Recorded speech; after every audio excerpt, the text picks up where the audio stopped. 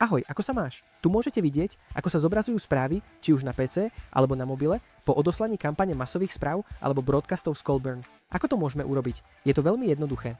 Prvým krokom je kliknúť na vytvorenie vysielania, vybrať kanál a zvoliť číslo WhatsApp, s ktorým chceme uskutočniť naše hromadné odosielanie. Potom musíme nahrať potrebné údaje, aby mohli byť naše správy doručené.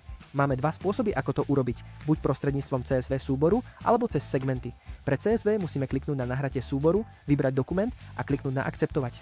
Mali by ste mať na pamäti, že v tomto dokumente musí byť stĺpec nazvaný telefón, kde budeme uvádzať všetky čísla kontaktov a ostatné relevantné informácie by mali byť v stĺpcoch nazvaných ako var1 alebo var2. Nakoniec vyberieme šablónu, ktorú chceme použiť v kampani a odošleme správu. V prípade segmentov postupujeme rovnako, avšak najprv vyberieme segment kontaktov, ktorým budeme hromadne odosielať. Potom zvolíme šablónu, ktorú chceme použiť, pričom venujeme veľkú pozornosť premennej, ktorú musíme vybrať na vyplnenie príslušných údajov a tak odoslať našu kampaň. Na vytvorenie segmentu hromadných odosielaní musíme kliknúť na vytvoriť segmenty v module kontaktov, filtrovať, vybrať rôzne možnosti, kým neprídeme k zoznamu kontaktov, ktorý chceme použiť.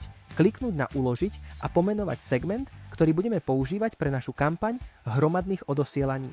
Teraz, ako sme videli predtým, na odoslanie pomocou segmentov stačí vybrať požadovaný segment, zvoliť šablónu správ a správnu premennú, ktorú chceme pre túto šablónu použiť a poslať našu kampaň.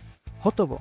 Vaša kampaň bola odoslaná. O niekoľko hodín budete môcť vidieť, koľko ľudí správy dostalo, koľko nie a koľko ich prečítalo. Pamätaj, že hromadné odosielanie je dostupné iba pre klientov, ktorí pracujú s integráciou API od WhatsApp Visible. A limit počtu kontaktov pre hromadné odosielanie je od 1000 do 100 000 osôb. Dovidenia na budúce.